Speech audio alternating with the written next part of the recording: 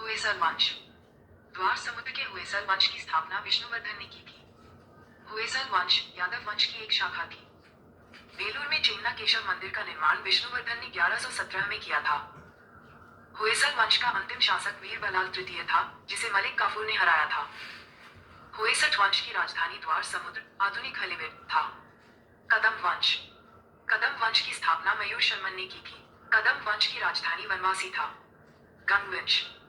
गंगवंश संस्थापक वज्रहस्त पंचम था। अभिलेखों के अनुसार गंगवंश के प्रथम शासक पुनकर्णी वर्मा था। गंगों की प्रारंभिक राजधानी कुवलाल, कोलर, थी, जो बाद में तलकाद हो गई।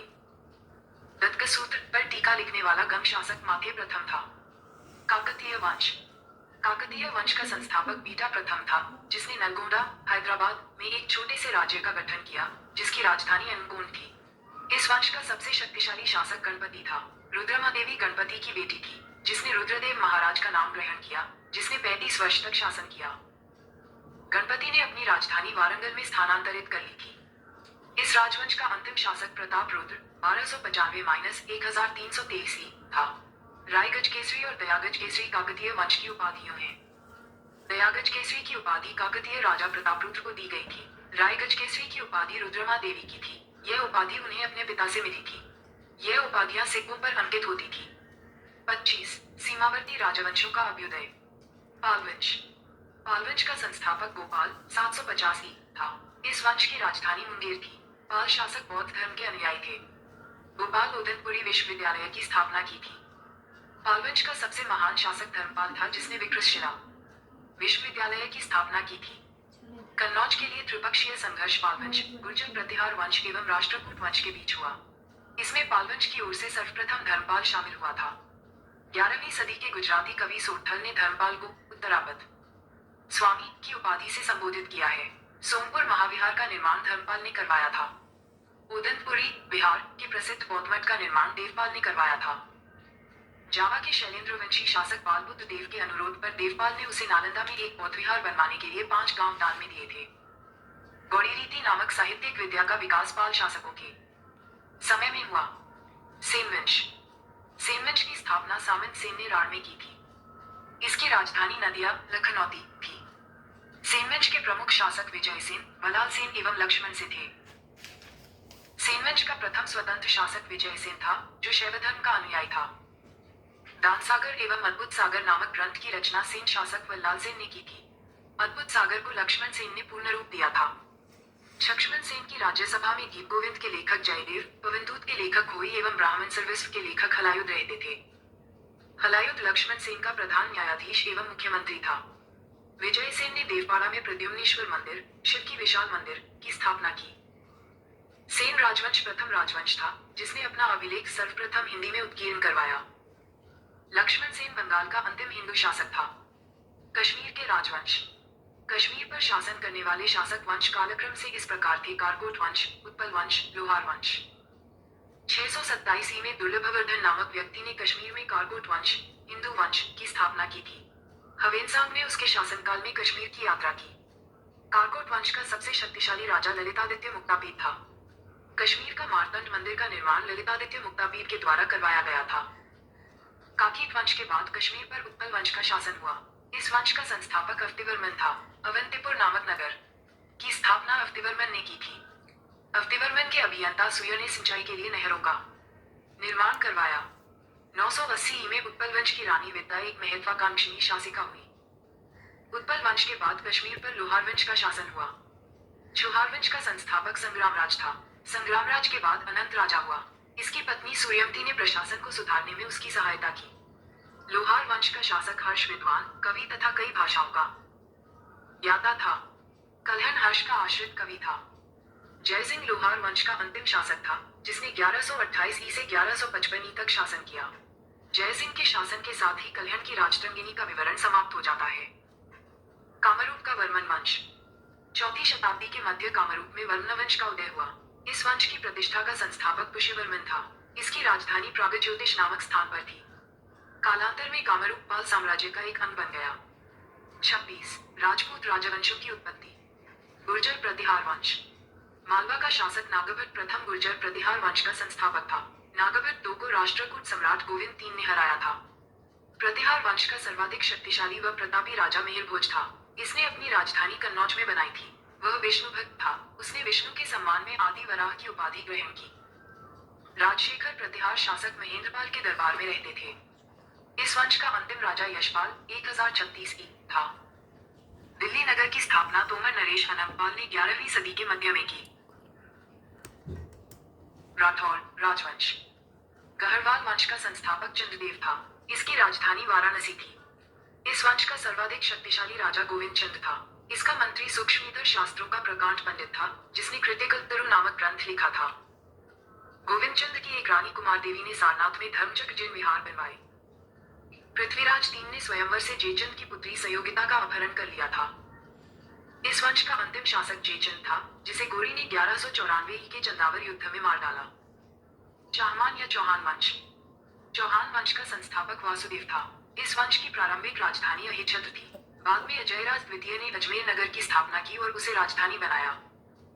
इस वंश का सबसे शक्तिशाली शासक रणराज के पुत्र विग्रहराज चतुर्थ वीसलदेव 1153-1163 ई हुआ, जिसने हरिकेली नामक संस्कृत नाटक की रचना की। सोमदेव विग्रहराज इव के राजकवि थे। इन्होंने ललित विग्रहराज नामक नाटक लिखा। अढ़ाई दिन का चौपड़ा नामक मस्जिद शुरू में विग्रहराज इव द्वारा निर्मित एक विद्यालय था। पृथ्वीराज III इस वंश का अंतिम शासक था। चंद्रवरदाई पृथ्वीराज तृतीय का राजकवि था, जिसकी रचना पृथ्वीराज राशि है। रणथंभौर के जैन मंदिर का शिखर पृथ्वीराज III ने बनवाया था। तराइन का प्रथम युद्ध 1191 ई में हुआ, जिसमें पृथ्वीराज तृतीय की विजय एवं गौरी की हार हुई। तराइन के द्वितीय युद्ध 1192 ई में हुआ, जिसमें गौरी की विजय एवं पृथ्वीराज तृतीय की हार हुई। परमार वंश। परमार वंश का संस्थापक उपेंद्र राज था। इसकी राजधानी धारा नगरी थी। प्राचीन राजधानी उज्जैन। परमार वंश का सर्वाधिक शक्तिशाली शासक राजा भोज था। राजा भोज ने भोपाल के दक्षिण में भोजपुर नामक झील का निर्माण करवाया। नैषधीय चरित के लेखक श्रीहर्ष व प्रबंध चिंतामणि के लेखक मेरुतुंग थे। राजा भोज ने चिकित्सा, गणित एवं व्याकरण पर अनेक ग्रंथ लिखे। भोजकृत युक्तिकल्पतरु में वास्तुशास्त्र के साथ साथ विविध वैज्ञानिक यंत्रों व उनके उपयोग का उल्लेख है। नवसासाम चरित के रचयिता पद्मगुप्त, विश्रुपद के रचयिता धनंजय, धनिक, हलायुध एवं अमित गति जैसे विद्वान वाक्यपति मुंज के दरबार में रहते थे। कविराज की उपाधि से विभूषित शासक था राजा भोज। भोज ने अपनी राजधानी में सरस्वती मंदिर का निर्माण करवाया था। इस मंदिर के परिसर में संस्कृत विद्यालय भी खोला गया था। राजा भोज के शासनकाल में धारा नगरी विद्या व विद्वानों का प्रमुख केंद्र थी। इसने चित्तौड़ में त्रिभुवन नारायण मंदिर को निर्माण करवाया। भोजपुर नगर की स्थापना राजा भोज ने की थी। परमार वंश के बाद तोमर वंश का, उसके बाद चाहमान वंश का और अंततः 1297 ई में अलाउद्दीन खिलजी के सेनापति नसरत खां और उलुग खोआ ने मालवा पर अधिकार कर लिया। चंदेल वंश। प्रतिहार साम्राज्य के पतन के बाद बुंदेलखंड की भूमि पर चंदेल वंश का स्वतंत्र राजनीतिक इतिहास प्रारंभ हुआ। बुंदेलखंड का प्राचीन नाम जेजाकमुक्ति है। चंदेल वंश का संस्थापक निन्नुक 831 ई था। इसकी राजधानी खजुराहो थी। प्रारंभ में इसकी राजधानी कालिंजर महोबा थी। राजा धर्म ने अपनी राजधानी कालिंजर से खजुराहो में स्थानांतरित की थी। चंदेल वंश का प्रथम स्वतंत्र एवं सबसे प्रतापी राजा यशोवर्मन था। यशोवर्मन ने कन्नौज पर आक्रमण कर प्रतिहार राजा देवपाल को हराया तथा उससे एक विष्णु की प्रतिमा प्राप्त की, जिसे उसने खजुराहो के विष्णु मंदिर में स्थापित की। धर्म ने जिन्ननाथ, विश्वनाथ एवं वैद्यनाथ मंदिर का निर्माण करवाया। कंदरिया महादेव मंदिर का निर्माण धर्मदेव द्वारा 999 ई में किया गया। धर्म ने गंगा जमुना के संगम में शिव की आराधना करते हुए अपने शरीर का त्याग किया। चंदेल शासक विद्याधर ने कन्नौज के प्रतिहार शासक राज्यपाल की हत्या कर दी, क्योंकि उसने महमूद के आक्रमण का सामना किए बिना ही आत्मसमर्पण कर दिया था। विद्याधर ही अकेला ऐसा भारतीय नरेश था जिसने महमूद गजनी की महत्वाकांक्षाओं का सफलतापूर्वक प्रतिरोध किया। चंदेल शासक कीर्तिवर्मन की राज्यसभा में रहने वाले कृष्ण मिश्र ने प्रबोध चंद्रोदय की रचना की थी। इन्होंने महोबा के समीप कीर्तिसागर नामक जलाशय का निर्माण किया। आल्हा उदल नामक 2 सेनानायक परमर्दिदेव के दरबार में रहते थे, जिन्होंने पृथ्वीराज चौहान के साथ युद्ध करते हुए अपनी जान गंवाई थी। चंदेल वंश का अंतिम शासक परमर्दिदेव ने 1202 ई में कुतुबुद्दीन ऐबक की अधीनता स्वीकार कर ली। इस पर उसके मंत्री अजयदेव ने उसकी हत्या कर दी। सोलंकी वंश अथवा गुजरात के चालुक्य शासक। सोलंकी वंश का संस्थापक मूलराज प्रथम था। इसकी राजधानी अनिलवाड़ थी। मूलराज प्रथम शैव धर्म का अनुयायी था।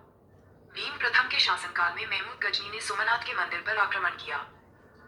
भीम प्रथम के सामंत विमल ने आबू पर्वत पर दिलवाड़ा का प्रसिद्ध जैन मंदिर बनवाया। सोलंकी वंश का प्रथम शक्तिशाली शासक जयसिंह सिद्धराज था। प्रसिद्ध जैन विद्वान हेमचंद्र जयसिंह सिद्धराज के दरबार में था। माउंट आबू पर्वत, राजस्थान पर एक मंडप बनाकर जयसिंह सिद्धराज ने अपने सातों पूर्वजों की गजारोही मूर्तियों की स्थापना की। मोढेरा के सूर्य मंदिर का निर्माण सोलंकी राजाओं के शासनकाल में हुआ था। सिद्धपुर में रुद्र महाकाल के मंदिर का निर्माण जयसिंह सिद्धराज ने किया था। सोलंकी शासक कुमारपाल जैन मध्यान्यायी था। वह जैन धर्म के अंतिम राजकीय प्रवर्तक के रूप में प्रसिद्ध है। सोलंकी वंश का अंतिम शासक भीम द्वितीय था। भीम दो के एक सामंत लवण प्रसाद ने गुजरात में बघेल वंश की स्थापना की थी। बघेल वंश का कर्ण दो गुजरात का अंतिम हिंदू शासक था। इसने अलाउद्दीन खिलजी की सेनाओं का मुकाबला किया था। कलचुरी चेदी राजवंश। कलचुरी वंश का संस्थापक कोकल था। इसकी राजधानी त्रिपुरी थी। कलचुरी वंश का एक शक्तिशाली शासक गांगेय देव था, जिसने विक्रमादित्य की उपाधि धारण की। पूर्व मध्यकाल में स्वर्ण सिक्कों के विलुप्त हो जाने के पश्चात इन्होंने सर्वप्रथम इसे प्रारंभ करवाया।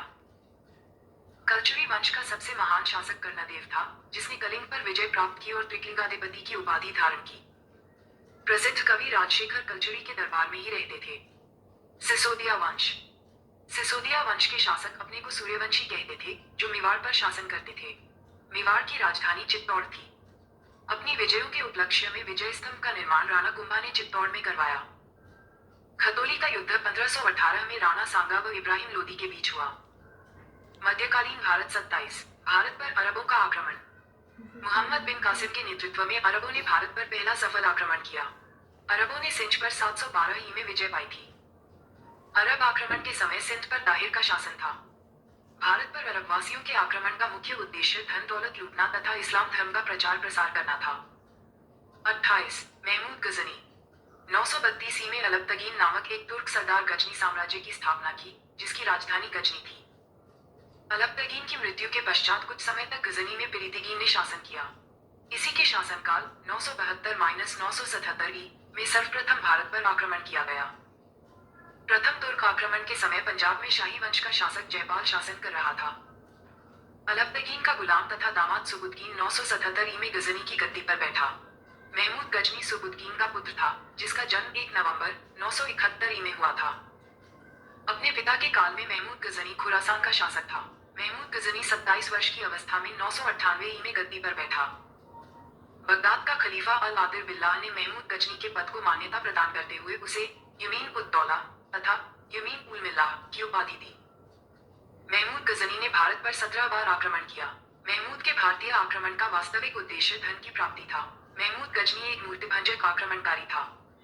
महमूद गजनी ने भारत पर प्रथम आक्रमण 1000 ई में किया तथा पेशावर के कुछ भागों पर अधिकार करके वह अपने देश लौट गया। महमूद गजनी ने 1001 ई में शाही राजा जयपाल के विरुद्ध आक्रमण किया था। इसमें जयपाल की पराजय हुई थी।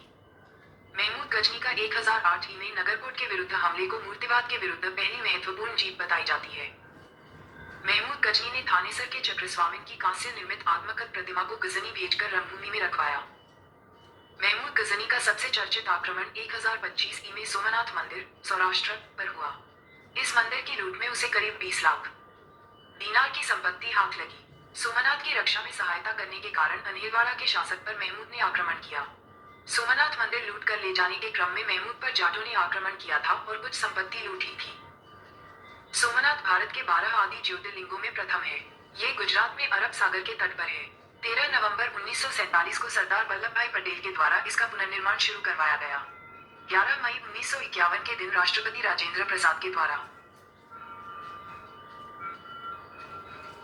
महमूद गजनी का अंतिम भारतीय आक्रमण 1027 ई में जाटों के विरुद्ध था। महमूद गजनी की मृत्यु 1030 ई में हो गई। सुल्तान की उपाधि धारण करने वाला प्रथम शासक महमूद गजनी था। एवं तिलक जैसे हिंदू उच्च पदों पर आसीन थे। अलबरूनी, फिरदौसी, कुतुबी तथा फरूकी महमूद गजनी के दरबार में रहते थे।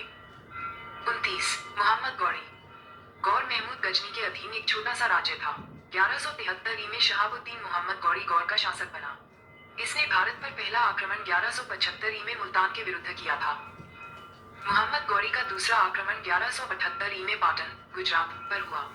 यहाँ का शासक भीमदेव ने गौरी को बुरी तरह परास्त किया। युद्ध। मोहम्मद गौरी द्वारा लड़ा गया प्रमुख युद्ध। वर्ष। तराइन का प्रथम युद्ध 1191। गौरी व पृथ्वीराज। परिणाम। तराइन का द्वितीय युद्ध 1192 गौरी व पृथ्वीराज चौहान विजयी। नोडल तराइन के प्रथम युद्ध में पृथ्वीराज चौहान का सेनापति स्कंद था। मोहम्मद गौरी भारत के विजित प्रदेशों पर शासन का भार अपने गुलाम सेनापतियों को सौंपते हुए गजनी लौट गया। मोहम्मद गौरी की हत्या 15 मार्च 1206 को कर दी गई। 30 सल्तनत काल। गुलाम वंश की स्थापना 1206 में कुतुबुद्दीन ऐबक ने किया था। वह गौरी का गुलाम था। गुलामों को फारसी में कहा जाता है तथा इन्हें सैनिक बंदगों सेवा के लिए खरीदा जाता था। कुतुबुद्दीन ऐबक ने अपना राज्याभिषेक 24 जून 1206 को किया था। कुतुबुद्दीन ऐबक ने अपनी राजधानी लाहौर में बनाई थी। कुतुब मीनार की नींव कुतुबुद्दीन ऐबक ने डाली थी। दिल्ली का कुवतुल इस्लाम मस्जिद एवं अजमेर का धाई दिन का झोपड़ा नामक मस्जिद का निर्माण ऐबक ने करवाया था। कुतुबुद्दीन ऐबक को लाखों का दान देने वाला भी कहा जाता था। कुतुबुद्दीन के समय में कुतुब मीनार की केवल पहली मंजिल बन सकी।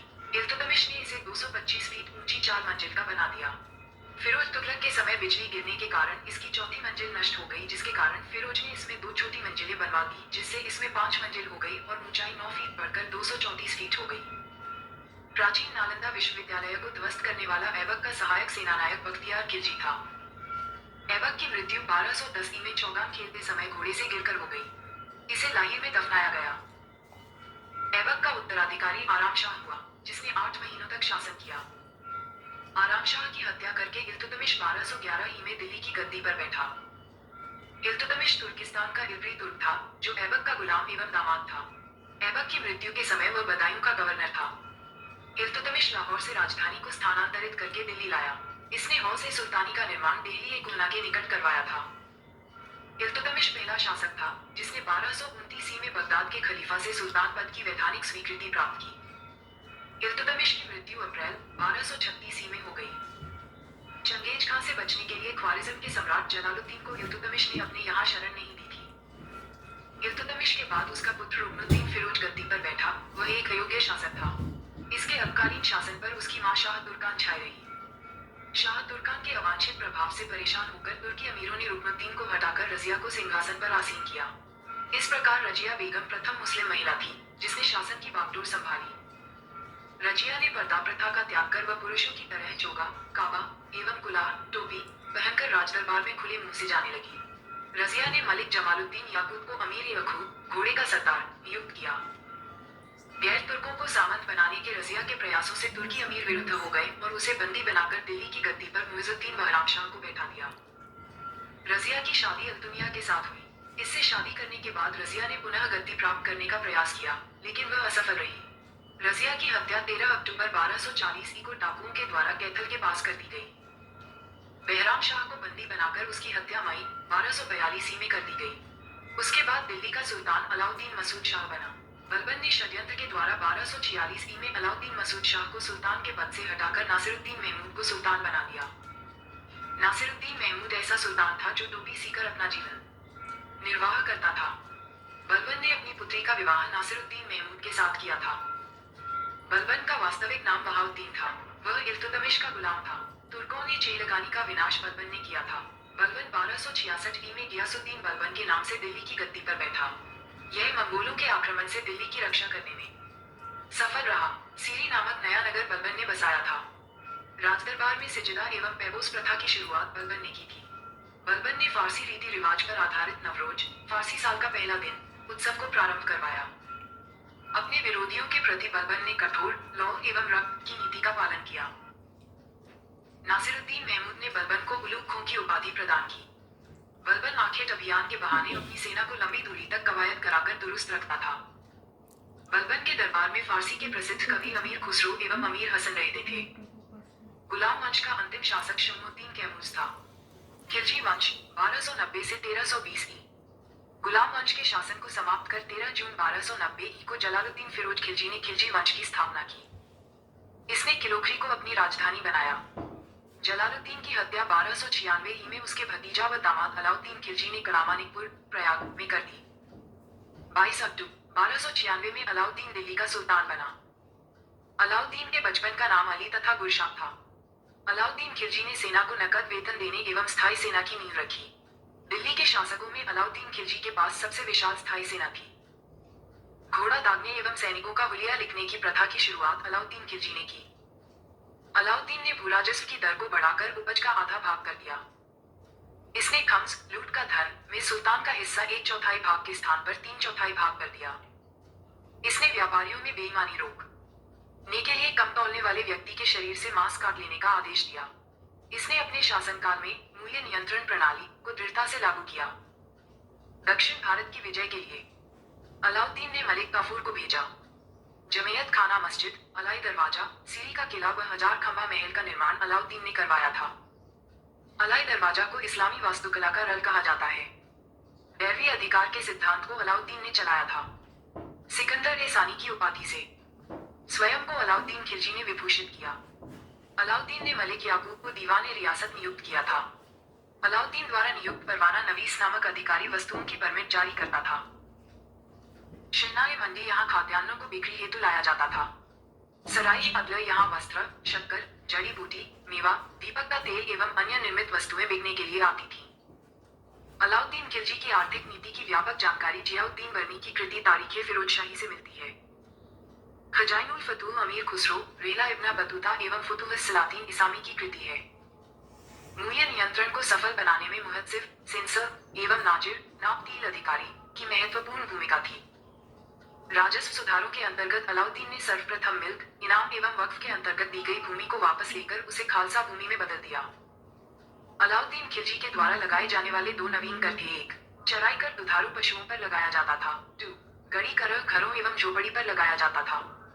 अलाउद्दीन खिलजी के शासनकाल में 1297 से 1306 तक मंगोलों के 6 आक्रमण हुए। प्रथम आक्रमण 1297 ई में कादर खां के नेतृत्व में, दूसरा आक्रमण 1298 ई में सल्ती के नेतृत्व में, तीसरा आक्रमण 1299 ई में कुतलक ख्वाजा के नेतृत्व में, चौथा आक्रमण 1303 ई में तार्की के नेतृत्व में, पांचवा आक्रमण 1305 ई में अलीवेक और तारताक के नेतृत्व में एवं छठा आक्रमण 1306 ई में कबक एवं इकबालमंद के नेतृत्व में हुआ।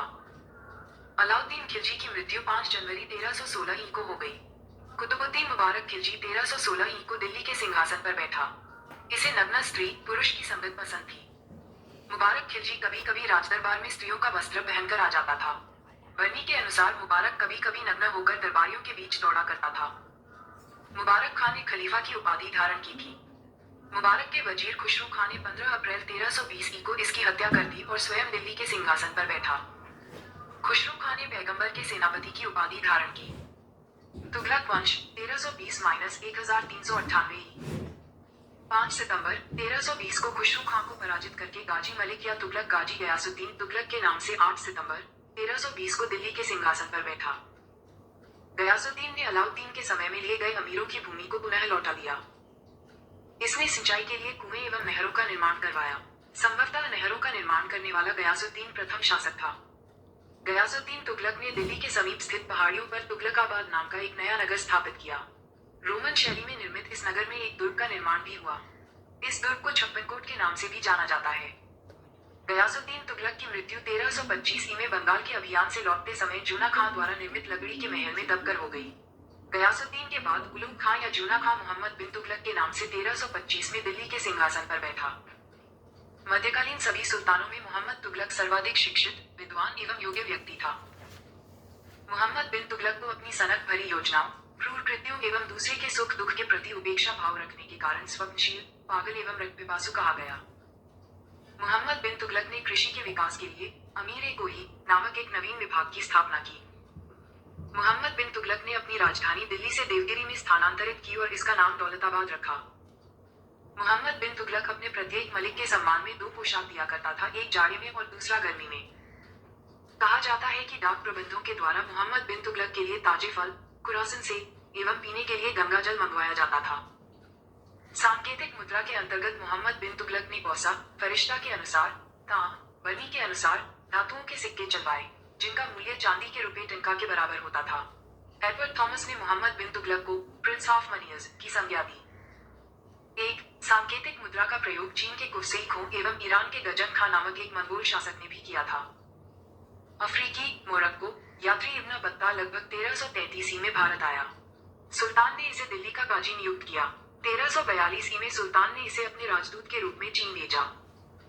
इब्न बत्ता की पुस्तक रेहला में मोहम्मद तुगलक के समय की घटनाओं का वर्णन है। इसने अपनी पुस्तक में विदेशी व्यापारियों के आवागमन, डाक चौकियों की स्थापना यानी डाक व्यवस्था एवं गुप्तचर व्यवस्था के बारे में लिखा है। इसके अनुसार भारतीय डाक व्यवस्था दो प्रकार की थी। 1. अश्व डाक व्यवस्था जिसे उलुक कहा जाता था। पैदल डाक व्यवस्था जिसे दावा कहा जाता था। इसने नगाड़ों की मोहम्मद तुगलक के समय जिया नक्शबी पहला व्यक्ति था जिसने संस्कृत कथाओं की एक श्रृंखला का फारसी में अनुवाद किया था। इस पुस्तक का नाम तुतीनामा था जिसमें एक तोता एक ऐसी विरहिणी नायिका को कहानी सुनाता है जिसका पति यात्रा पर गया है। मोहम्मद तुगलक ने जिन प्रभु सूरी नामक जैन साधु को अपने दरबार में बुलाकर सम्मान प्रदान किया था। मोहम्मद बिन तुगलक की मृत्यु 20 मार्च 1351 को सिंध जाते समय थड्डा के निकट गोटाल में हो गई। मोहम्मद बिन तुगलक के शासनकाल में दक्षिण में हरिहर एवं बुक्का नामक दो भाइयों ने 1336 में स्वतंत्र राज्य विजयनगर की स्थापना की। महाराष्ट्र में अलाउद्दीन बहमन शाह ने 1347 में स्वतंत्र बहमनी राज्य की स्थापना की। मोहम्मद बिन तुगलक की मृत्यु पर इतिहासकार बदायूनी लिखता है, अंततः लोगों को उससे मुक्ति मिली और उसे लोगों से। मोहम्मद बिन तुगलक शेख अलाउद्दीन का शिष्य था। वह सल्तनत का पहला शासक था जो अजमेर में शेख मुइनुद्दीन चिश्ती की दरगाह और बहराइच में सालार मसूद काजी के मकबरे में गया। मोहम्मद बिन तुगलक ने बदायूं में मीरन मुल्हीम, दिल्ली में शेख निजामुद्दीन औलिया, मुल्तान में शेख रुकनुद्दीन, अजुदन में शेख मुल्तान आदि संतों की कब्र पर मकबरे बनवाए। फिरोज तुगलक का राज्याभिषेक पट्टा के नजदीक 20 मार्च 1351 को हुआ। पुनः फिरोज का राज्याभिषेक दिल्ली में अगस्त 1351 को हुआ। खलीफा द्वारा इसे कासिम अमीर उल मोमिन की उपाधि दी गई। राजस्व व्यवस्था के अंतर्गत फिरोज ने अपने शासनकाल में 24 कष्टदायक करों को समाप्त कर केवल 4 कर खराज, लगान, खुम्स, युद्ध में लूट का माल, जजिया एवं जकात को वसूल करने का आदेश दिया। फिरोज तुगलक ब्राह्मणों पर जजिया लागू करने वाला पहला मुसलमान शासक था। फिरोज तुगलक ने एक नया कर सिंचाई कर भी लगाया जो उपज का 1/10 भाग था। फिरोज तुगलक ने 5 बड़ी नहरों का निर्माण करवाया। फिरोज तुगलक ने 300 नए नगरों की स्थापना की। इनमें हिसार, फिरोजाबाद, दिल्ली, फतेहाबाद, जौनपुर, फिरोजपुर प्रमुख हैं। इसके शासनकाल में खिग्याबाद टोपारा गांव एवं मेरठ से अशोक के 2 स्तंभों को लाकर दिल्ली में स्थापित किया गया। टोपर स्थित विशा के स्तंभ के परिवहन का चित्रित वर्गान सीरत ए फिरोज शाही में मिलता है। सुल्तान फिरोज तुगलक ने अनाथ मुस्लिम महिलाओं, विधवाओं एवं लड़कियों की सहायता के लिए एक नए विभाग दीवान ए खैरात की स्थापना की। सल्तनतकालीन सुल्तानों के शासनकाल में सबसे अधिक दासों की संख्या करीब 1,80,000 फिरोज तुगलक के समय थी। दासों की देखभाल के लिए फिरोज ने एक नए विभाग दीवान ए बंदगान की स्थापना की। इसने सैन्य पदों को वंशानुगत बना दिया। इसने अपनी आत्मकथा फतुहात ए फिरोज शाही की रचना की। इसने जियाउद्दीन बर्नी एवं शम्स ए शिराज अफीफ को अपना संरक्षण प्रदान किया। फिरोज तुगलक के नागरकोट, वर्तमान में कांगड़ा, अभियान 1361 के दौरान ज्वालामुखी मंदिर के पुस्तकालय से संस्कृत के 1300 ग्रंथ प्राप्त हुए। उनमें से कुछ को, लगभग 300 का, फारसी भाषा में अनुवाद अजीजुद्दीन किरमानी नामक फारसी के विद्वान ने किया। संस्कृत से फारसी भाषा में अनुदित सबसे महत्वपूर्ण ग्रंथ दलाइल ए फिरोज शाही थी जो दर्शन और नक्षत्र विज्ञान से संबंधित ग्रंथ था। इसने चांदी एवं तांबे के मिश्रण से निर्मित सिक्के भारी संख्या में जारी करवाए जिसे अद्धा एवं विक कहा जाता था। फिरोज तुगलक की मृत्यु सितंबर 1388 में हो गई। फिरोज काल में निर्मित खान ने जहां तेलकानी के मकबरा की तुलना जेरूसलम में निर्मित उमर की मस्जिद से की जाती है। सुल्तान फिरोज तुगलक ने दिल्ली में कोटला फिरोज शाह दुर्ग का निर्माण करवाया। तुगलक वंश का अंतिम शासक नासिरुद्दीन महमूद तुगलक था। इसका शासन दिल्ली से पालम तक ही रह गया था। तैमूरलंग ने सुल्तान नासिरुद्दीन महमूद तुगलक के समय 1398 में दिल्ली पर आक्रमण किया। नासिरुद्दीन के समय में ही मलिकुशर्षक, पूर्वाधिपति की उपाधि धारण कर एक हिजड़ा मलिक सरवर ने जौनपुर में एक स्वतंत्र राज्य की स्थापना की। सैयद वंश 1414 से 1451। सैयद वंश का संस्थापक खिज खां था। इसने सुल्तान की उपाधि न धारण कर अपने को रैयत आला की उपाधि से ही खुश रखा। खिज खां तैमूरलंग का सेनापति था। भारत से लौटते समय तैमूरलंग ने खिज्र खां को मुल्तान, लाहौर एवं दीपालपुर का शासक नियुक्त किया। खिज्र खां नियमित रूप से तैमूर के पुत्र शाहरुख को कर बेचता था। खिज्र खां की मृत्यु 20 मई 1421 में हो गई। खिज खां के पुत्र मुबारक खां ने शाह की उपाधि धारण की थी। याहिया बिन अहमद सरहिंदी को मुबारक शाह का संरक्षण प्राप्त था। इसकी पुस्तक तारीख ए मुबारक शाही में सैयद वंश के विषय में जानकारी मिलती है। यमुना के किनारे मुबारकाबाद की स्थापना मुबारक शाह ने की थी। सैयद वंश का अंतिम सुल्तान अलाउद्दीन आलम शाह था। सैयद वंश का शासन करीब 37 वर्षों तक रहा। लोधी वंश 1451 से 1526 की। लोधी वंश का संस्थापक बहलोल लोधी था। वह 19 अप्रैल 1451 को बहलोल शाह गाजी की उपाधि से दिल्ली के सिंहासन पर बैठा। दिल्ली पर प्रथम अफगान राज्य की स्थापना का श्रेय बहलोल लोधी को दिया जाता है। बहलोल लोधी ने बहलोल सिक्के का प्रचलन करवाया। वह अपने सरदारों को मकसद ए अली कहकर पुकारता था। वह अपने सरदारों के खड़े रहने पर स्वयं भी खड़ा रहता था। बहलोल लोधी का पुत्र निजाम खान 17 जुलाई 1489 में सुल्तान सिकंदर शाह की उपाधि से दिल्ली के सिंहासन पर बैठा। 1504 में सिकंदर लोधी ने आगरा शहर की स्थापना की। भूमि के लिए मापन के प्रामाणिक पैमाना गजे सिकंदरी का प्रचलन सिकंदर लोधी ने किया। गुलरुखी शीर्षक से फारसी कविताएं लिखने वाला सुल्तान सिकंदर लोधी था। सिकंदर लोधी ने आगरा को अपनी नई राजधानी बनाया।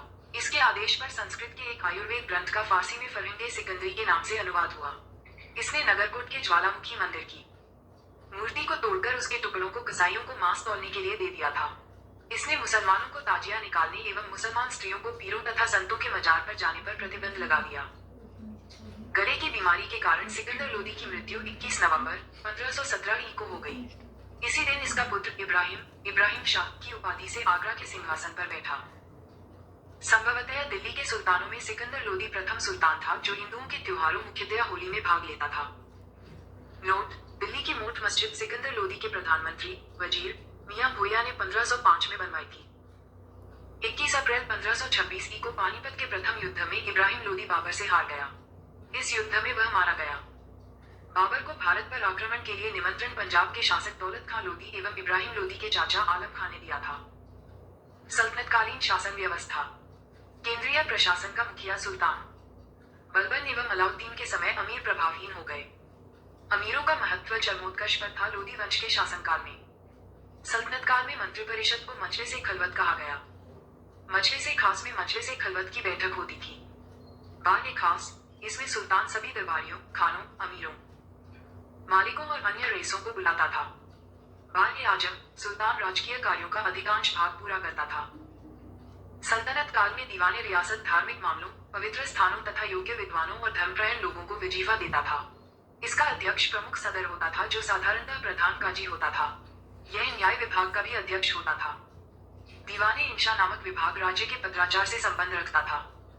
साम्राज्य के विभिन्न भागों में चल रही गतिविधियों की पूर्ण जानकारी के लिए दूतों की नियुक्ति की जाती थी। ये दूत बरीद कहलाते थे। शासक के सबसे ज्यादा विश्वासपात्र लोग ही मुख्य बरीद के पद पर नियुक्त किए जाते थे। लोक निर्माण विभाग की स्थापना फिरोज तुगलक ने की थी। यह विभाग नहरों तथा सार्वजनिक भवनों का निर्माण करता था।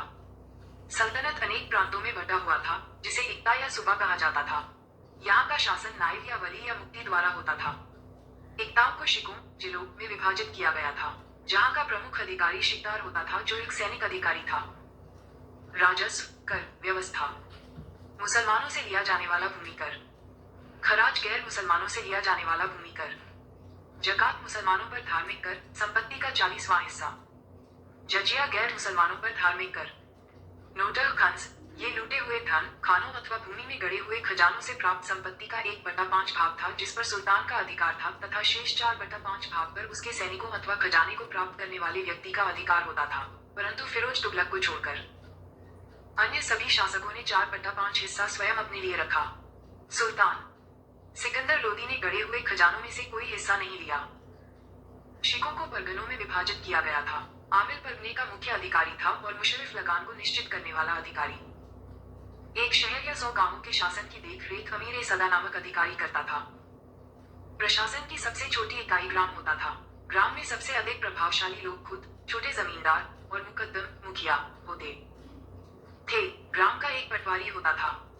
सुल्तान की स्थायी सेना को खासखेल नाम दिया गया था। मंगोल सेना के वर्गीकरण की दशमलव प्रणाली को सल्तनतकालीन सैन्य व्यवस्था का आधार बनाया गया था। सल्तनत काल में बारूद की सहायता से गोला फेंकने वाली मशीन का मंगलीक तथा अरसद कहा जाता था। अलाउद्दीन खिलजी ने इक्ता प्रथा को समाप्त किया था। इक्ता प्रथा की दोबारा शुरुआत फिरोज तुगलक ने की थी। सल्तनत काल में अच्छी नस्ल के घोड़े तुर्की, अरब एवं रूस से मंगाए जाते थे। हाथी मुख्यतः बंगाल से मंगाए जाते थे। सल्तनतकालीन कानून शरीयत, कुरान एवं हदीस पर आधारित था। मुस्लिम कानून के 4 महत्वपूर्ण स्रोत थे कुरान, हदीस, इजमा एवं कयास। सुल्तान सप्ताह में 2 बार दरबार में न्याय करने के लिए उपस्थित होता था। सल्तनत काल में लगान निर्धारित करने की मिश्रित प्रणाली को मुक्ताई कहा गया है। भूमि की नाप जोख करने के बाद क्षेत्रफल के आधार पर लगान का निर्धारण मसाहत कहलाता था। इसकी शुरुआत अलाउद्दीन ने की। पुनर्तः केंद्र के नियंत्रण में रहने वाली भूमि खालसा भूमि कहलाती थी। अलाउद्दीन ने दान दी गई अधिकांश भूमि को छीनकर खालसा भूमि में परिवर्तित कर दिया। सल्तनतकालीन मुद्रा व्यवस्था चांदी के टके और तांबे के दिरहम पर आधारित थी। देवल सल्तनत काल में अंतर्राष्ट्रीय बंदरगाह के रूप में प्रसिद्ध था। 31 विजयनगर साम्राज्य। विजयनगर साम्राज्य की स्थापना 1336 ई में हरिहर एवं बुक्का नामक 2 भाइयों ने की थी, जो 5 भाइयों के परिवार के अंग थे। विजयनगर का शाब्दिक अर्थ है जीत का शहर। हरिहर एवं बुक्का ने विजयनगर की स्थापना विद्यारण्य संत से आशीर्वाद प्राप्त कर की थी। हरिहर एवं बुक्का ने अपने पिता संगम के नाम पर संगम राजवंश की स्थापना की। विजयनगर साम्राज्य की राजधानी हम्पी थी। विजयनगर साम्राज्य के खंडहर तुंगभद्रा नदी पर स्थित है। इसकी राजभाषा तेलुगु थी। हम्पी के भग्नावशेषों को colonel Colin Mackenzie, East India Company के ब्रिटिश अधिकारी, द्वारा प्रकाश में लाया गया। हरिहर एवं बुक्का पहले वारंगल के काकतीय शासक प्रताप रुद्रदेव के सामंत थे। विजयनगर साम्राज्य पर क्रमशः निम्न वंशों ने शासन किया: संगम, सदुप, तुतुप एवं अराविडु वंश। बुक्का एक ने वेदमार्ग प्रतिष्ठापक की उपाधि धारण की। हरिहर 2 ने संगम शासकों में सबसे पहले महाराजाधिराज की उपाधि धारण की थी। इटली का यात्री निकोलो कांटी विजयनगर की यात्रा पर देवराय प्रथम के शासन काल में आया। इसने दास प्रथा के बारे में विस्तृत वर्णन किया है। देवराय प्रथम ने तुंगभद्रा नदी पर एक बांध बनवाया ताकि जल की कमी दूर करने के लिए नगर में नहरें ला सकें। सिंचाई के लिए उसने हरिद्रा नदी पर भी बांध बनवाया। संगम वंश का सबसे प्रतापी राजा देवराय द्वितीय था। इसे इमाड़ी देवराय भी कहा जाता था। फारसी राजदूत अब्दुल रज्जाक देवराय 2 के शासनकाल में विजयनगर आया था। इसके अनुसार विजयनगर में पुलिस वालों का वेतन वेश्यालय की आय से दी जाती थी। तेलुगु कवि श्रीनाथ कुछ दिनों तक देवराय 2 के दरबार में रहे। फरिश्ता के अनुसार देवराय 2 ने अपनी सेना में 2000 मुसलमानों को भर्ती किया था एवं उन्हें जागीरें दी थी। एक अभिलेख में देवराय 2 को जगबेटकर, हाथियों का शिकारी, कहा गया है। देवराय 2 ने संस्कृत ग्रंथ महानाटक सुधानिधि एवं ब्रह्मसूत्र पर भाष्य लिखा। मल्लिकार्जुन को प्रौढ़ देवराय भी कहा जाता था। साधु नरसिंह ने विजयनगर में दूसरे राजवंश सालू वंश 1485-1506 की स्थापना की। तुलु वंश 1505-1565 की स्थापना वीर नरसिंह ने की थी। तुलु वंश का महान शासक कृष्णदेव राय था। वह 8 अगस्त 1509 को शासक बना। सालू तिम्मा कृष्णदेवराय का योग्य मंत्री एवं सेनापति था। बाबर ने अपनी आत्मकथा बाबरनामा में कृष्णदेव राय को भारत का सर्वाधिक शक्तिशाली शासक बताया। कृष्णदेव राय के शासनकाल में पुर्तगाली यात्री डोमिगोस पायस विजयनगर आया था। कृष्णदेव राय के दरबार में तेलुगु साहित्य के 8 सर्वश्रेष्ठ कवि रहते थे, जिन्हें अष्टदिग्गज कहा जाता था। अष्टदिग्गज तेलुगु कवियों में अल्सनी पेद्दन सर्वप्रमुख था, जो संस्कृत एवं तेलुगु दोनों भाषाओं का विद्वान था। इसे तेलुगु कविता का पितामह व आंध्र कविता का पितामह की उपाधि प्राप्त थी। उसके शासनकाल को तेलुगु साहित्य का क्लासिक युग कहा गया है। कृष्णदेव राय ने तेलुगु में अमुक्तमाल्याद एवं संस्कृत में जाम्बवती कल्याणम और उषा परिण्य की रचना की। विजयनगर साम्राज्य में नंदीनागरी लिपि का प्रयोग होता था। नागलपुर नामक नए नगर, हजारा राम एवं विठल स्वामी मंदिर का निर्माण कृष्णदेव राय ने करवाया था। इसके अतिरिक्त कृष्णदेवराय ने चिदम्बरम मंदिर, अंबाम में पार्वती का मंदिर एवं कांचीपुरम में वरदराज एवं एकम्बरनाथ मंदिर का निर्माण करवाया। कृष्णदेव राय की मृत्यु 1529 में हो गई। कृष्णदेव राय ने आंध्र भोज, अभिनव भोज, आंध्र पितामह आदि उपाधि धारण की थी। तुलु वंश का अंतिम शासक सदाशिव था। राक्षसी तंगड़ी या तालिकोटा या बन्नीहट्टी का युद्ध 23 जनवरी 1565 में हुआ। इसी युद्ध के कारण विजयनगर का पतन हुआ। विजयनगर के विरुद्ध बने दक्षिण राज्यों के संघ में शामिल था बीजापुर, अहमदनगर, गोलकुंडा एवं बीदर। इस संयुक्त मोर्चे का नेतृत्व अली आदिल शाह कर रहा था। तालिकोटा के युद्ध में विजयनगर का नेतृत्व राम राय कर रहा था। विजयनगर के राजाओं और बहमनी के सुल्तानों के हित 3 अलग अलग क्षेत्रों में आपस में टकराते थे: तुंगभद्रा के दोआब में, कृष्णा गोदावरी के कछार में और मराठवाड़ा प्रदेश में। तालिकोटा युद्ध के बाद सदाशिव ने तिरुमल के सहयोग से पेनुकोंडा को राजधानी बनाकर शासन करना प्रारंभ किया। विजयनगर के चौथे राजवंश अराविडु वंश 1570-1672 की स्थापना तिरुमल ने सदाशिव को अपदस्थ कर पेनुकोंडा में किया। अराविडु वंश का अंतिम शासक राम III था। अराविदु शासक वेंकट दो के शासनकाल में ही वोडेयर ने 1612 ही में मैसूर राज्य की स्थापना की थी। विजयनगर साम्राज्य की प्रशासनिक इकाई का क्रम घटते हुए इस प्रकार था: प्रांत, मंडल, कोट्टम या वटनाडु, जिला, नाडु मेला ग्राम, 50 ग्राम का समूह, ग्राम। विजयनगर कालीन सेनानायकों को नायक कहा जाता था। ये नायक वस्तुतः भूसामंत थे, जिन्हें राजा वेतन के बदले अथवा उनकी अधीनस्थ सेना के रख रखाव के लिए विशेष भूखंड दे देता था, जो अमर कहलाता था। आयंगर व्यवस्था प्रशासन को सुचारू रूप से संचालित करने के लिए प्रत्येक ग्राम को एक स्वतंत्र इकाई के रूप में संगठित किया गया था।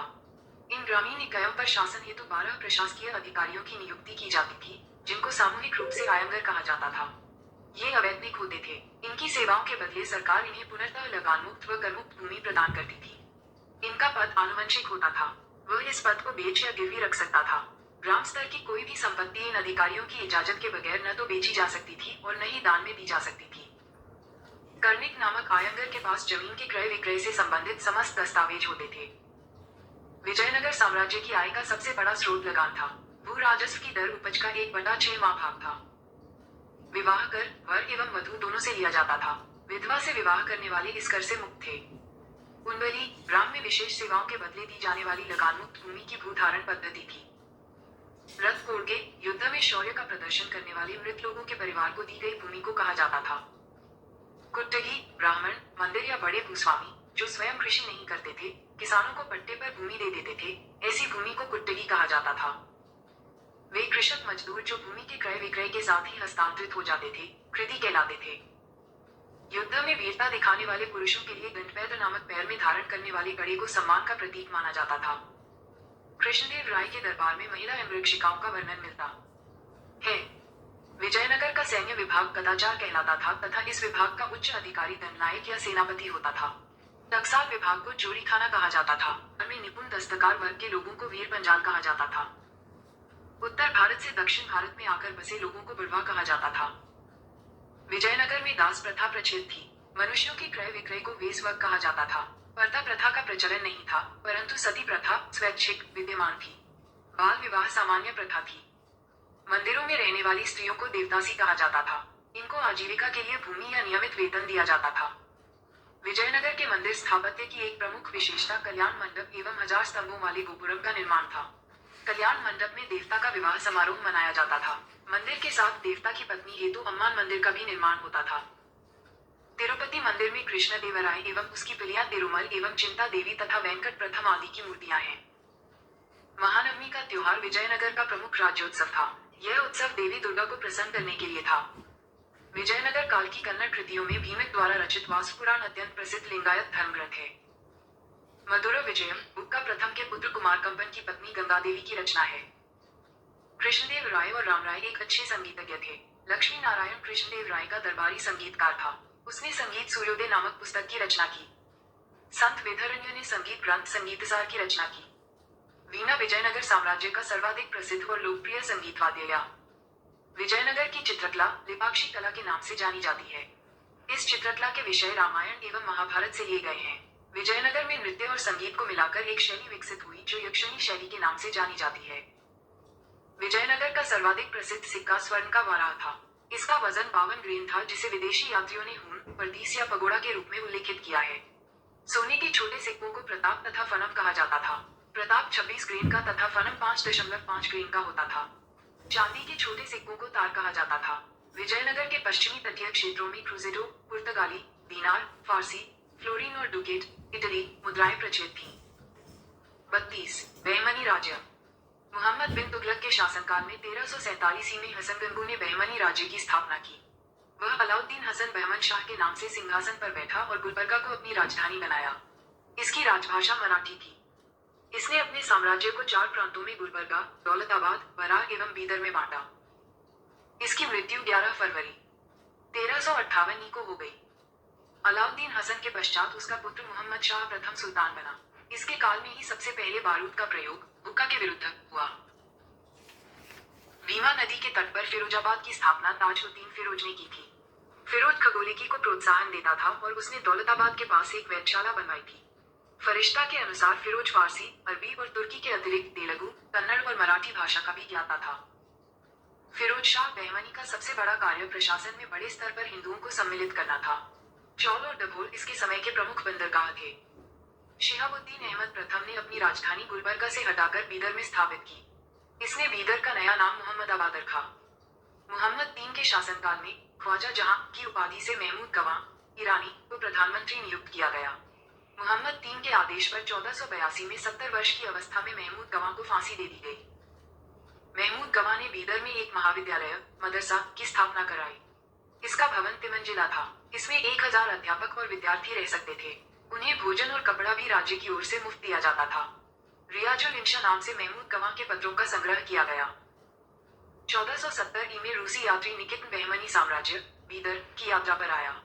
इस समय बहमनी राज्य पर मुहम्मद तीन का शासन था। बीजापुर गुलबर्गा तराफ सबसे महत्वपूर्ण में शामिल था। कलीमुल्लाह बहमनी वंश का अंतिम शासक था। इसकी मृत्यु के समय बहमनी राज्य 5 स्वतंत्र राज्यों में बंट गया। इन स्वतंत्र राज्यों से संबंधित विवरण इस प्रकार है। मुहम्मद एक के मंत्री सैफुद्दीन गौरी ने केंद्रीय शासन का कार्य कई विभागों में बांटा और 8 मंत्रियों को नियुक्त किया, जो इस प्रकार थे। सुल्तान के महल तथा दरबार की सुरक्षा के लिए विशेष अंगरक्षक सैनिक दल था, जिसे साख खेल कहा जाता था। ये 4 भागों या नौबत में विभाजित थे, जिसके मुख्य अधिकारी सर नौबत होता था। बीजापुर के शासक अली आदिल शाह को सूफी कहते थे। अकबर से पहले उसने अपने दरबार में कैथोलिक मिशनरियों को बुलाया था। उसने अपने पुस्तकालय का अध्यक्ष प्रसिद्ध संस्कृत विद्वान वामन पंडित को बनाया था। उसके उत्तराधिकारियों ने संस्कृत एवं मराठी भाषा को प्रश्रय देना जारी रखा था। इब्राहिम आदिल शाह द्वितीय को अबला बाबा या गरीबों का दोस्त कहा जाता था। उसने किताब ए नौरिस नाम की एक पुस्तक की रचना की, जिसमें गीतों को विभिन्न रागों में बांधकर प्रस्तुत किया गया था। उसने नौरिसपुर नाम से एक नई राजधानी बनाई। अब व्यापक दृष्टिकोण के कारण ये जगत गुरु कहलाता था। उसने विठोबा की उपासना के केंद्र पंढरपुर को भी अनुदान दिए। मोहम्मद कुली कुतुब शाह ने 1591-92 में हैदराबाद के बीच में 4 मीनार बनवाए। इसमें चारों दिशाओं में 4 ऊंचे मेहराब है, जो चीमंजिली है और जिनमें से प्रत्येक की ऊंचाई 48 मीटर है। हैदराबाद शहर को कुली कुतुब शाह ने ही बसाया था। इब्राहिम रोजा व गोल गुंबज बीजापुरी इमारतों में सबसे प्रसिद्ध है। इब्राहिम रोजा इब्राहिम आदिल शाह का मकबरा है। 1680 में बनाए गए गोल गुंबज का गुंबद इतना विशाल है जितना विशाल एकल गुंबद कभी नहीं बनवाया गया। इसके सभी अनुपात संगतिपूर्ण है। चारों कोनों पर बनी ऊंची और गोलाकार मीनारें इसकी छवि को एक संतुलन प्रदान करती है। कहा जाता है मुख्य कक्ष की एक ओर से फुसफुसाहट की आवाज जाए तो उसे दूसरे छोर पर भी सुना जा सकता है। 33 स्वतंत्र प्रांतीय राज्य जौनपुर। जौनपुर की स्थापना फिरोज शाह तुगलक ने अपने भाई जूना खां या मोहम्मद बिन तुगलक की स्मृति में की थी। जौनपुर में स्वतंत्र शर्की राजवंश की स्थापना मलिक सरवर ख्वाजा जहान ने की थी। ख्वाजा जहान को मलिक उस शर्क पूर्व का स्वामी की उपाधि 1394 में फिरोज शाह तुगलक के पुत्र सुल्तान महमूद ने दी थी। जौनपुर के अन्य प्रमुख शासक थे मुबारक शाह 1399-1402 ई, शमसुद्दीन इब्राहिम शाह 1402-1436 ई, महमूद शाह 1436-51 ई एवं अंतिम शासक हुसैन शाह 1458-1500 ई। लगभग 75 वर्ष तक स्वतंत्र रहने के बाद जौनपुर पर बहलोल लोदी ने कब्जा कर लिया। शर्की शासन के अंतर्गत विशेषकर इब्राहिम शाह के समय में जौनपुर में साहित्य एवं स्थापत्य कला के क्षेत्र में हुए विकास के कारण जौनपुर को भारत के सिराज के नाम से जाना गया। अटाला देवी की मस्जिद का निर्माण 1408 ई में शर्की सुल्तान इब्राहिम शाह द्वारा किया गया था। अटाला देवी मस्जिद का निर्माण कन्नौज के राजा विजयचंद द्वारा निर्मित अटाला देवी के मंदिर को तोड़कर किया गया था। जामा मस्जिद का निर्माण 1470 ई में हुसैन शाह शर्की के द्वारा किया गया था। पीर बोधन नामक सूफी संत इस काल का एक महान संगीतकार था। झंझरी मस्जिद 1430 ई में इब्राहिम शर्की के द्वारा व लाल दरवाजा मस्जिद का निर्माण मोहम्मद शाह के द्वारा 1450 ई में किया गया था। कश्मीर। सुहादेव नामक एक हिंदू ने 1301 ई में कश्मीर में हिंदू राज्य की स्थापना की थी। 1339-40 ई में कश्मीर में शाहमीर के द्वारा प्रथम मुस्लिम वंश की स्थापना की गई। कश्मीर का प्रथम मुस्लिम शासक शाहमीर था, जो शमसुद्दीन शाहमीर के नाम से गद्दी पर बैठा। इसने अपनी राजधानी इंद्रकोट में स्थापित की। अलाउद्दीन ने राजधानी इंद्रकोट से हटाकर अलाउद्दीनपुर श्रीनगर में स्थापित की। हिंदू मंदिरों एवं मूर्तियों को तोड़ने के कारण सुल्तान सिकंदर शाह 1389-1413 को बुतशिकन कहा गया। 1420 ई में जैन उल आबदीन सिंहासन पर बैठा। इसकी धार्मिक सहिष्णुता के कारण इसे कश्मीर का अकबर कहा गया। इसने जजिया हटा दिया, गोवध निषिद्ध कर दिया तथा सती प्रथा पर से प्रतिबंध हटा दिया। जैन उल आबदीन के प्रशासन में अनेक हिंदुओं को ऊंचे पद प्राप्त थे। श्रीय भट्ट उसका न्याय मंत्री और दरबारी चिकित्सक था। वुला झील स्थित जैनालंका इसके काल की अभियांत्रिकी उन्नति का उत्कृष्ट नमूना है। जैन उलाउद्दीन फारसी, संस्कृत, कश्मीरी, तिब्बती आदि भाषाओं का ज्ञाता था। इसने महाभारत एवं राजतरंगिणी को फारसी में अनुवाद करवाया। बंगाल। इख्तियारुद्दीन मोहम्मद बिन बख्तियार खिलजी ने बंगाल को दिल्ली सल्तनत में मिलाया। गयासुद्दीन तुगलक ने बंगाल को 3 भागों में विभाजित किया: मुखनौती, छोटा बंगाल, सोनारगांव बंगाल एवं सतगांव बंगाल। 1345 में हाजी इलियास बंगाल के विभाजन को समाप्त कर शमसुद्दीन इलियास शाह के नाम से बंगाल का शासक बना। पांडुआ में अदीना मस्जिद का निर्माण 1364 में सुल्तान सिकंदर शाह ने करवाया था। बंगाल का शासक गयासुद्दीन आजम शाह 1389-1409 अपनी न्यायप्रियता के लिए प्रसिद्ध था। अलाउद्दीन हुसैन शाह 1493-1518 ने राजधानी को पांडुआ से गौड़ स्थानांतरित किया। महाप्रभु चैतन्य अलाउद्दीन के समकालीन थे। अलाउद्दीन ने सत्यपीर नामक आंदोलन की शुरुआत की। मालाधर बसु ने अलाउद्दीन के शासनकाल में ही श्री कृष्ण विजय की रचना कर गुनराज खान की उपाधि धारण की। इनके बेटे को सत्यराज खान की उपाधि दी गई। नासिरुद्दीन नुसरत शाह ने गौड़ में बड़ा सोना एवं कदम रसूल मस्जिद का निर्माण करवाया। मालवा। दिलावर खान ने 1401 में मालवा को स्वतंत्र घोषित किया। दिलावर का पुत्र अलप खां हुशंग शाह की उपाधि धारण कर 1405 में मालवा का शासक बना। इसने अपनी राजधानी को धारा से मांडू स्थानांतरित किया। मालवा में खिलजी वंश की स्थापना महमूद शाह ने की। गुजरात के शासक बहादुर शाह ने महमूद शाह II को युद्ध में परास्त कर उसकी हत्या कर दी और मालवा को गुजरात में मिला लिया। मांडू के किले हिंडोला भवन या दरबार हॉल का निर्माण हुशंग शाह ने करवाया था। इस किले में सर्वाधिक महत्वपूर्ण है दिल्ली दरवाजा। बाज बहादुर एवं रूपमती का महल का निर्माण सुल्तान नासिरुद्दीन शाह द्वारा करवाया गया था। जहाज महल का निर्माण गयासुद्दीन खिलजी ने मांडू में करवाया था। कुश्त महल को महमूद खिलजी ने फतेहाबाद नामक स्थान पर बनवाया था। गुजरात। गुजरात के शासक राजागण को पराजित कर अलाउद्दीन ने 1297 में इसे दिल्ली सल्तनत में मिला लिया था। 1391 में मोहम्मद शाह तुगलक द्वारा नियुक्त गुजरात का सूबेदार जफर खान ने सुल्तान मुजफ्फर शाह की उपाधि ग्रहण कर 1407 में गुजरात का स्वतंत्र सुल्तान बना। गुजरात के प्रमुख शासक ये अहमद शाह 1411-52 महमूद शाह बेगड़ा 1458-1511 और बहादुर शाह 1526-1537। अहमद शाह ने असावल के निकट साबरमती नदी के किनारे अहमदाबाद नामक नगर बसाया और पाटन से राजधानी हटाकर अहमदाबाद को राजधानी बनाया। गुजरात का सबसे प्रसिद्ध शासक महमूद बेगड़ा था। महमूद बेगड़ा ने गिरनार के निकट मुस्तफाबाद नामक नगर और चंपानेर के निकट मुहम्मदाबाद नगर बसाया। महमूद बेगड़ा सुल्तान सिकंदर लोदी का समकालीन तथा उसका मित्र था। इसके शासनकाल में पहली बार दिल्ली के शासक सिकंदर लोदी ने गुजरात के शासक बेगड़ा को उपहार भेजे। वारबोसा ने मजहूद बेगड़ा को विश्व पुरुष कहा है।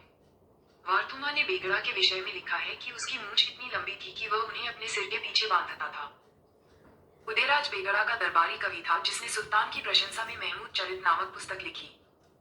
एक ब्राह्मण मलिक गोपी बेगड़ा का मुख्यमंत्री था। हुमायूं से हार के बाद बहादुर शाह ने दीव को पुरकारियों को सौंप दिया।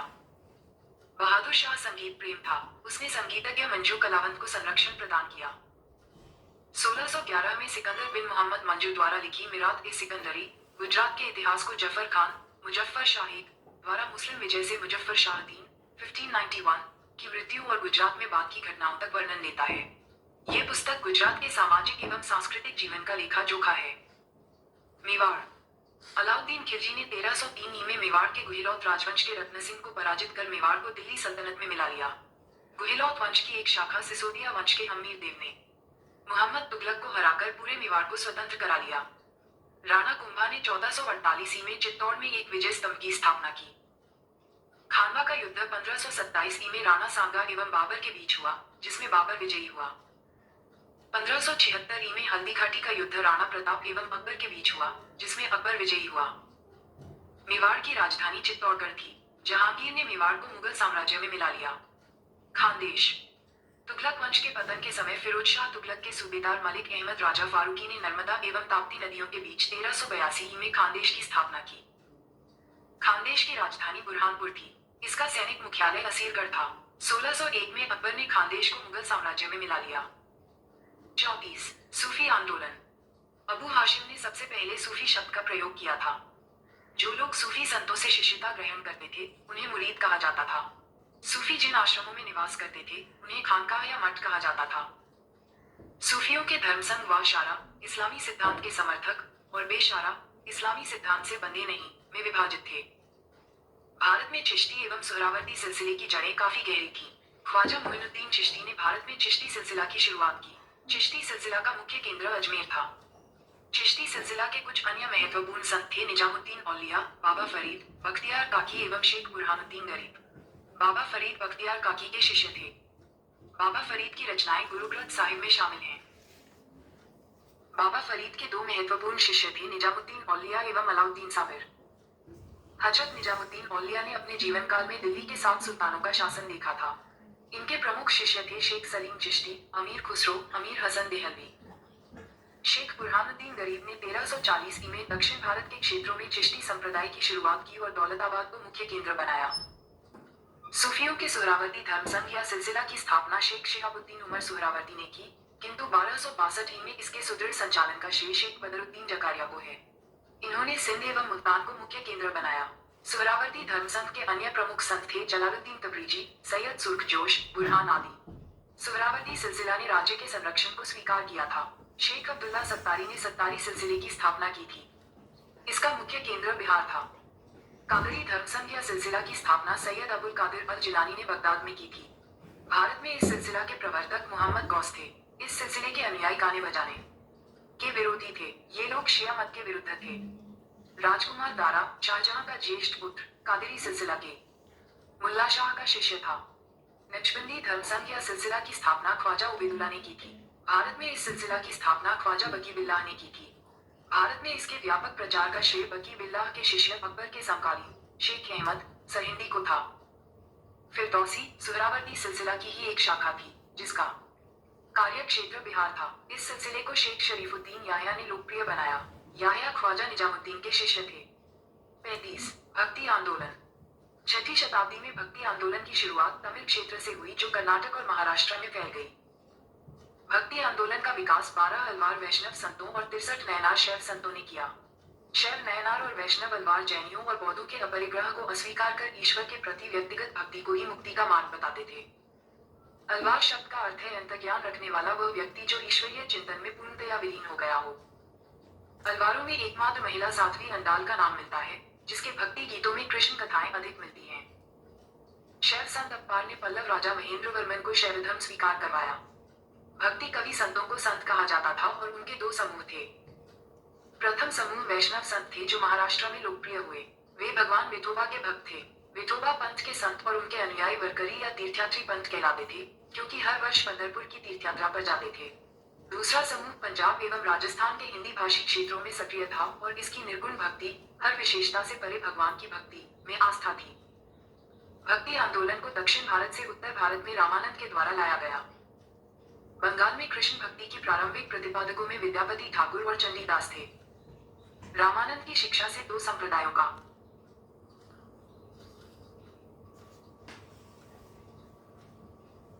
सगुन संप्रदाय के सबसे प्रसिद्ध व्याख्याताओं में थे तुलसीदास और नाभादास जैसे रामभक्त और निम्बाक, वल्लभाचार्य, चैतन्य सूरदास और मीराबाई जैसे कृष्ण भक्त। निर्गुण संप्रदाय के सबसे प्रसिद्ध प्रतिनिधि थे कबीर, जिन्हें मावी उत्तर भारतीय पंथों का आध्यात्मिक गुरु माना गया है। शंकराचार्य के अद्वैत दर्शन के विरोध में दक्षिण में वैष्णव संघ के द्वारा 4 मतों की स्थापना की गई थी। भक्ति आंदोलन के संत शंकराचार्य, इनका जन्म 708 में केरल के कलाडी नामक गांव में हुआ। इनके पिता का नाम शिवगुरु एवं माता का नाम आर्याम्या था। संन्यास की दीक्षा उन्होंने गोविंद योगी से ली। उन्होंने भारत के 4 कोनों में पीठों की स्थापना की।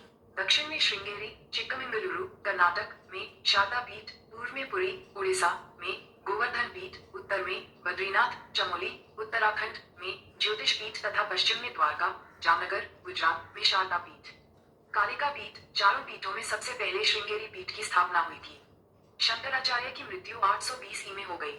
शंकराचार्य ने बादरायण के ब्रह्मसूत्र के आधार पर अपने सिद्धांत का प्रतिपादन किया और अपने दर्शन, जो जीव ब्रह्म की एकता के सिद्धांत पर आधारित हैं, को अद्वैतवाद, एकत्ववाद का नाम दिया। यह वेदांत की सबसे पुरानी विचारधारा है। इस विचारधारा का मुख्य सिद्धांत जीवन मुक्ति है, अर्थात यह ऐसा विचार है कि इस जीवन में ही मोक्ष प्राप्त किया जा सकता है। यह भारत के अन्य दर्शनों के विपरीत है।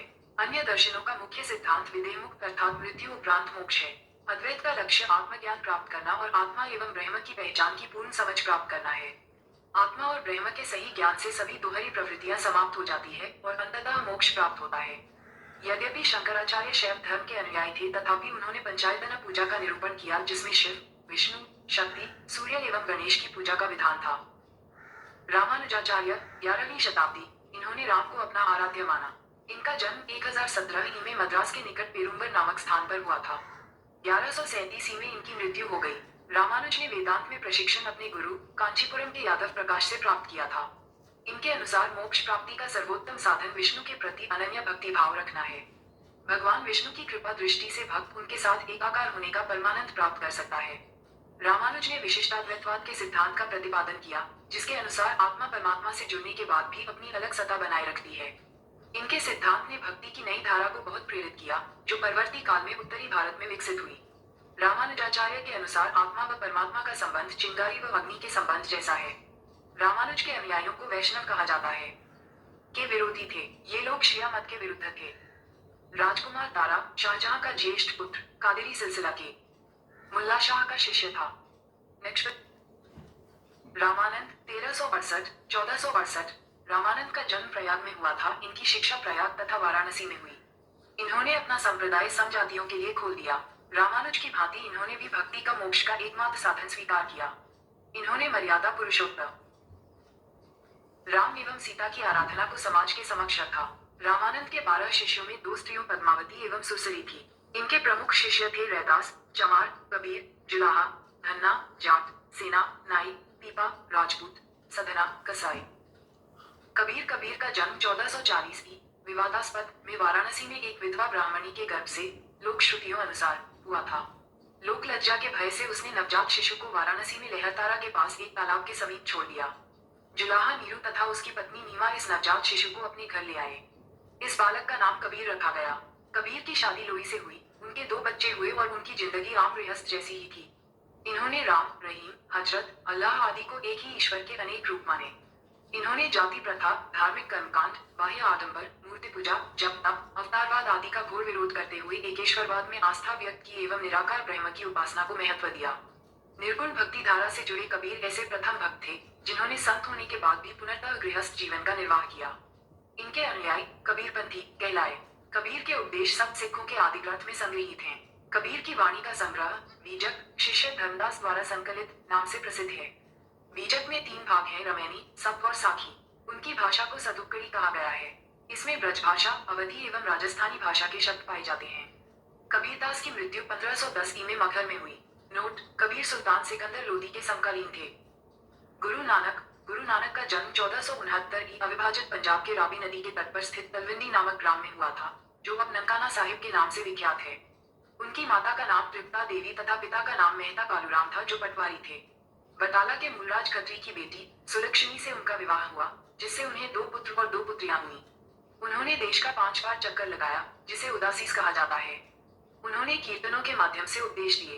वे काव्य रचना करते थे और रबाब के संगीत के साथ गाया करते थे। सारंगी उनका स्वामी भक्ति शिष्य भाई मर्दाना बजाया करता था। अपने जीवन के अंतिम क्षणों में उन्होंने रावी नदी के किनारे करतारपुर में अपना डेहरा मठ स्थापित किया।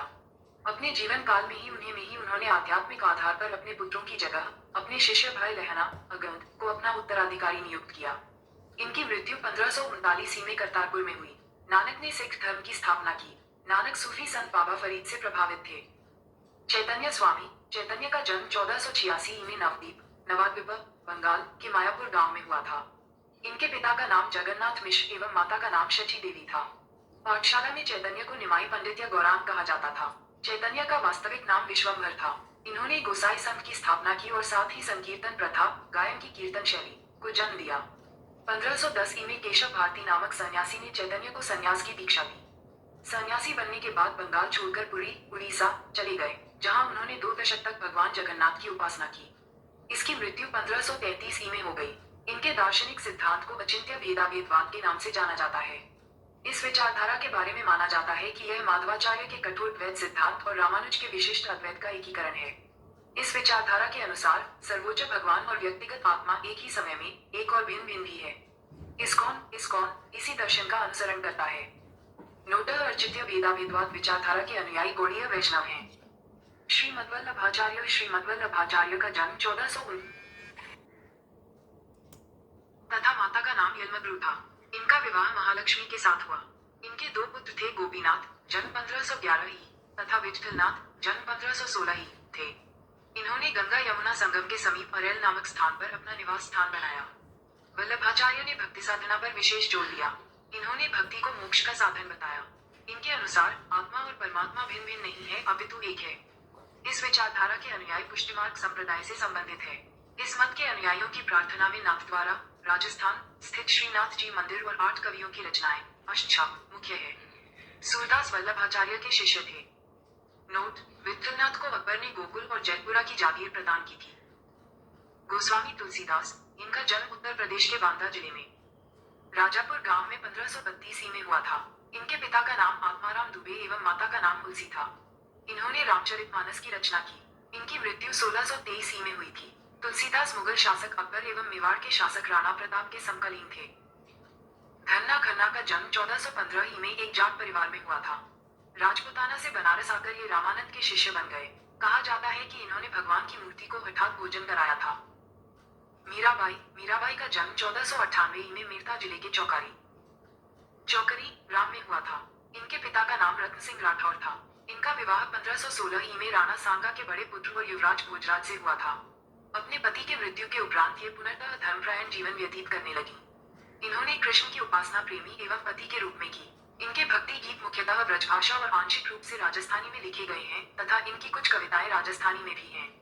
इनकी मृत्यु 1546 में द्वारका में हो गई। संत रविदास जी रैदास को मीराबाई का गुरु माना जाता था। रैदासों ये जाति से चमार थे और बनारस के रहने वाले थे। ये रामानंद के 12 शिष्यों में एक थे। इनके पिता का नाम रघु तथा माता का नाम कुरविनिया था। ये जूता बनाकर जीविकोपार्जन करते थे। इन्होंने रायदासी संप्रदाय की स्थापना की। दादू दयाल ये कबीर के अनुयायी थे। इनका जन्म 1544 में अहमदाबाद में हुआ था। इनका संबंध दुनिया जाति से था। सौगर में आकर इन्होंने ब्रहा संप्रदाय की स्थापना की। अकबर ने धार्मिक चर्चा के लिए इन्हें एक बार फतेहपुर सीकरी बुलाया था। इन्होंने निबक नामक आंदोलन की शुरुआत की। इनकी मृत्यु 1603 में हो गई। सुंदरदास सुंदरादासा 1596-1689 दादू के शिष्य थे। शंकरदेव 1449-1569 इन्होंने भक्ति आंदोलन का प्रचार प्रसार असम में किया।